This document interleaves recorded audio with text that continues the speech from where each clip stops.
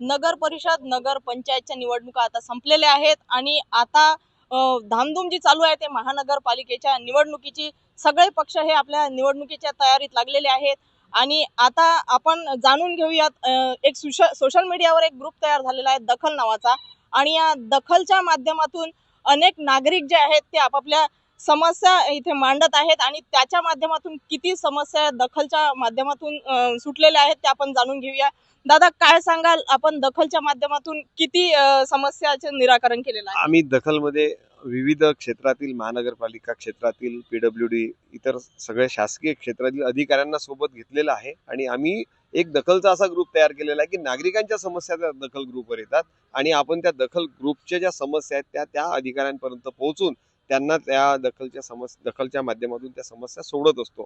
आपण अकोल्यात प्रचंड समस्या आहेत, म्हणजे अकोला आउट ऑफ कंट्रोल झालेला असं म्हणायला काही हरकत नाही। म्हणजे कोणालाही काम करायची इच्छा राहिलेली नाही, फक्त एकच इच्छा राहिलेली आहे की मला काय मिळते। तर त्याच्यामुळे काय की जोपर्यंत स्वतःच्या घरासारखं तुम्ही शहराचं काम पाहणार नाही, अधिकारी असो लोकप्रतिनिधी असो, त्यांनी प्रत्येकाने आपल्या घरासारखं जसं आपण घरी बचत करतो तशी शासकीय पैशांची बचत करून चांगल्या पद्धतीचे कामं केले पाहिजे, चांगलं नियोजन केलं पाहिजे, तेव्हा कुठे आहे आपलं अकोला शहर सुधरेल। अन्यथा ते सुधारण्याची जी काही आपली आशा आहे ती काही खूप दिसत नाहीये। आणि विनय कुमारांजी पाराशर यांना इथे आठवावं वाटतं की मे महिन्यात या शहरामध्ये एक बगीचाचं शहर म्हणून ओळखलं जातं। मे महिन्यामध्ये इथे हिरवळ राहायची आणि पाण्याचं इतकं सुंदर नियोजन होतं।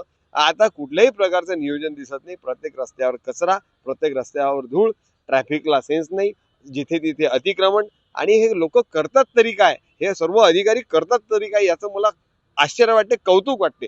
आणि या प्रशासनाची आणि या सिस्टीमची कीव येते की जर आपल्याला जर चान्स मिळाला ना तर मी काही राजकारण करणार नाही, पण एखादं चांगलं आपण यांना सजेशन देऊ शकतो आणि चांगल्या प्रकारे आपल्या शहराला आपण दुरुस्त करू शकतो, एवढंच मला यावेळेस म्हणायचं आहे। ताई काय सांगाल, अकोल्याच्या विकासासाठी आणखी काय आवश्यक आहे? अकोल्यामध्ये एक चांगला प्रॉपर हॉकर्स झोन हवा। कारण बरेचदा काय होतं, सणावाराचं दसरा, दिवाळी, महालक्ष्मी, गणपतीच्या वेळेला स्ट्रीटवर सगळेजण पणत्या वगैरे घेऊन विकतात। जे घेणारे लोक येत असतात त्यांना गाडी पार्किंगसाठी पण जागा नसते। पार्किंगचा पण हा एक खूप मोठा विषय आहे।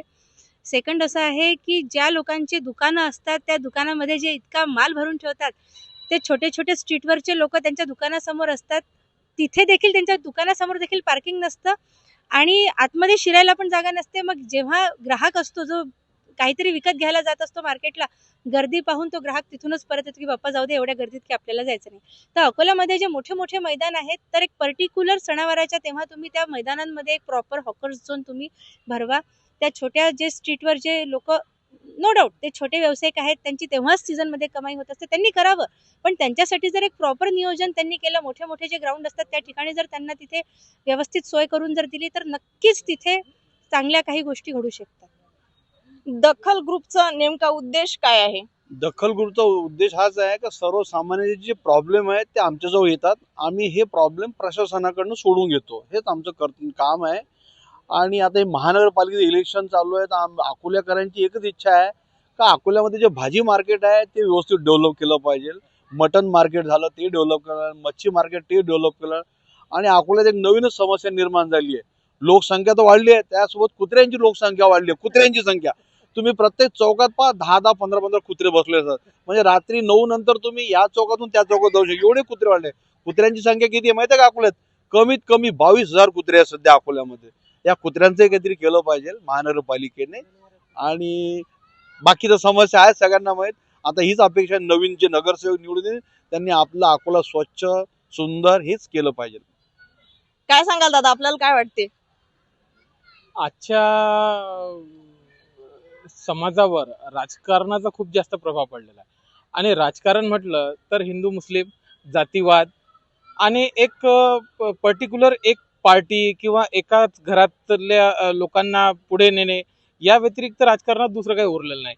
आता आमच्या इथे प्रभाग 18 मध्ये आणि जुन्या शहरमध्ये शाळा ज्या आहेत, जिल्हा परिषद शाळा आहेत, त्या संपुष्टात आलेल्या आहेत।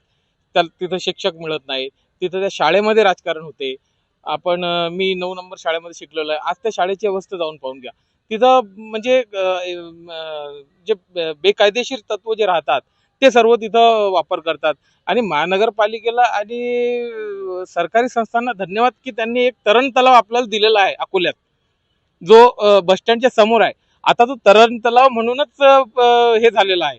तर याच्यावरही येणाऱ्या लोकांनी लक्ष द्यायला पाहिजे आणि नागरिकांनी, नगरसेवक आहे तर याच्या बद्दल स्वतःच्या अपेक्षा वाढवल्या पाहिजे.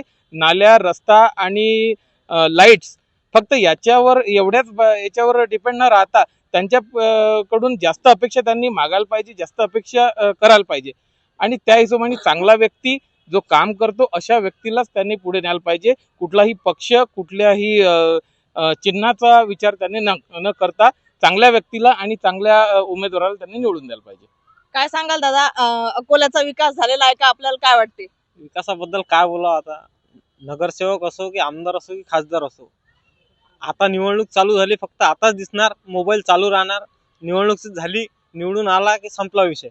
मोबाईल उचलायला वेळ नसतो.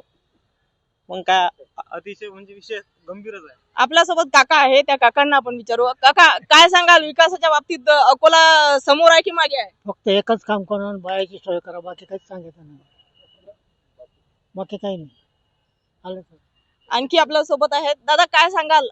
उड्डाणपूल झालेले आहेत, आणखी नाला झालेल्या आहेत, याला विकास म्हणू शकतो का आपण?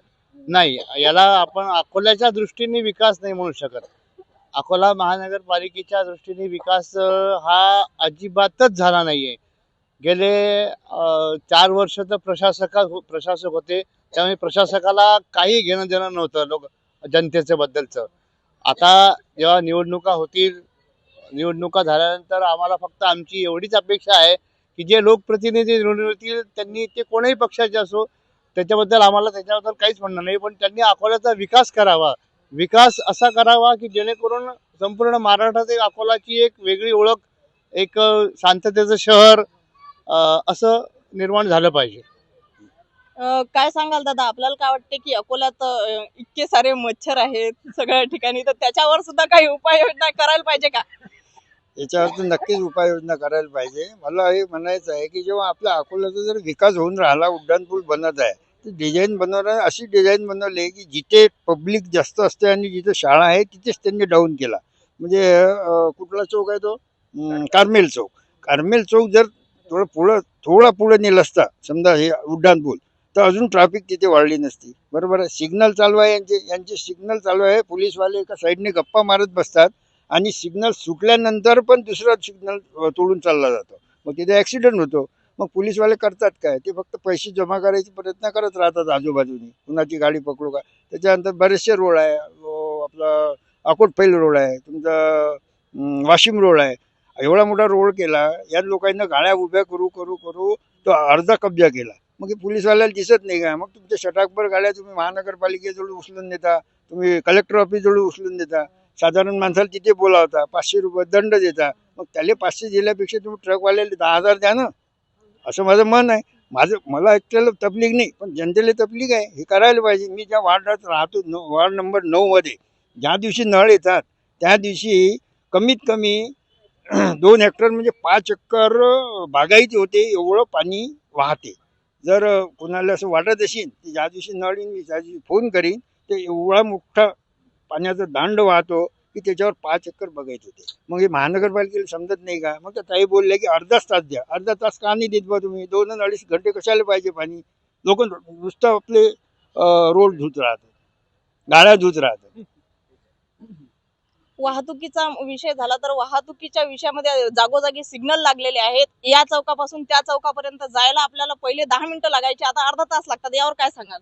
यामध्ये असं आहे की महानगरपालिकेने हे वाहतूक सिग्नल लावलेले आहेत आणि ट्रॅफिकच्या लोकांनी, वाहतूक विभागाच्या लोकांनी त्याच्यामध्ये वेळ दिलेली आहे की लेफ्टला जाताना किती वेळ उगा राहील, उजवीकडे जाताना किती वेळ तो सिग्नल ग्रीन राहील. त्याचं अजिबात चुकलेलं नियोजन आहे. जिथे जास्त गर्दी आहे तिथे कमी वेळ दिलेला आहे, जिथे जास्त वेळ द्यायला पाहिजे तिथे पण कमी वेळ दिलेला आहे, आणि जिथे नको तिथे जास्त वेळ दिलेला आहे. आणि त्याचं काहीही नियोजन नाही. प्रत्येक चौकात सिग्नल तोडणारे लोक तिथे दिसतात तुम्हाला. तुम्ही उभे राहा, चांगले लोक उभे राहतात आणि मधून बुलेटवाले किंवा फटाके फोडत गाड्या इकडे तिकडे तेथून सिग्नलवरून जात असतात. त्या सिग्नलची व्यवस्था अकोला शहरामध्ये अक्षरशः कोलमडलेली आहे. लेफ्ट टर्न कुठेही क्लिअर नाही आहे, एकाही ठिकाणी कोणत्याही चौकात लेफ्ट टर्न क्लिअर नाही आहे. त्याच्यामुळे सिग्नल लावून काही फायदा नाही. सिग्नल नाही लावले आणि इथे वाहतूक विभाग जर नसलं शहरामध्ये तर उलट सुरळीत राहील ट्रॅफिक, हे मी तुम्हाला यावेळेस सांगू शकतो.